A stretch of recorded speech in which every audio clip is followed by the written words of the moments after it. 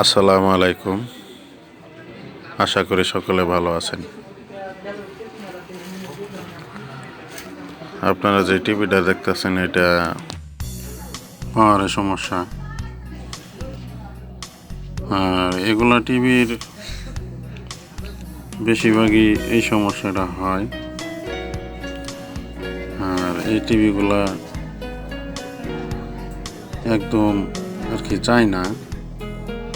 চায়নার ভিতরেও একটু ভালো কোয়ালিটি থাকে।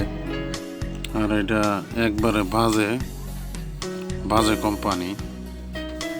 আবার সামনে গ্লাস দিছে ডাবল গ্লাস।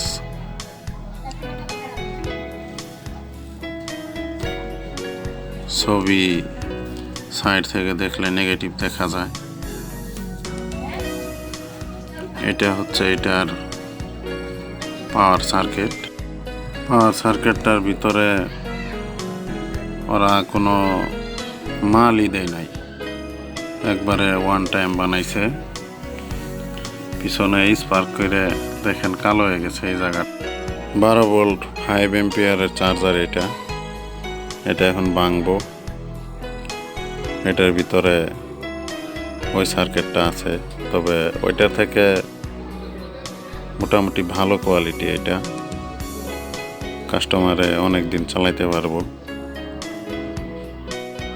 যেহেতু কভারের ভিতরে ছিল এজন্য চকচকা, ধুলাবালু পরে নাই। আর অরিজিনাল সার্কিটের ভিতরে আপনার লাইটিংয়ের ব্যবস্থা ছিল। এই যে এই জায়গাটুক ছোট্ট একটা ইনভার্টার দেওয়া হয়েছে লাইটিংয়ের জন্য। আর এটা হচ্ছে আপনার পাওয়ার পোর্ট। এই জায়গা থেকে 12 ভোল্ট ট্রান্সফার করা হয়েছে ইনভার্টারে।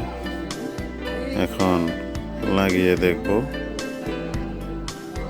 কেমন ছবি আসে।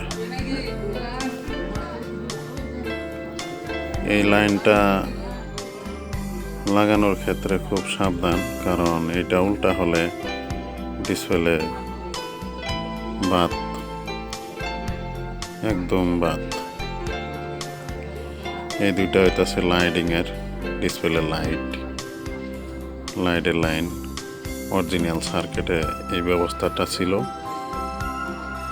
আর চার্জার ভাঙ্গে যে সার্কিটটা দেওয়া হয়েছে ওইটার ভিতরে নাই, এজন্য আলাদা ইনভার্টার লাগিয়ে আপনার লাইটিংয়ের ব্যবস্থা করা হয়েছে ওই জায়গায়। তবে আগের থেকে অনেক ভালো চলবো। ডিসপ্লের স্ক্রু লাগিয়ে দিচ্ছি, লাইন দিয়ে দেখা যাক কেমন ছবি আসে। টিভি কেনার আগে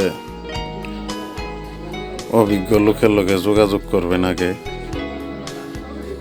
পরে টিভি কিনবেন। লেখা আসছে সনি, কিন্তু অরিজিনাল সনি না। ছবি মোটামুটি সুন্দর, কিন্তু ছবি যদি আপনি সাইড থেকে দেখেন তাহলে আপনি নেগেটিভ দেখবেন। আবার দেখা হবে অন্য কোনো ভিডিওতে। সকলে ভালো থাকবেন, পাশে থাকবেন।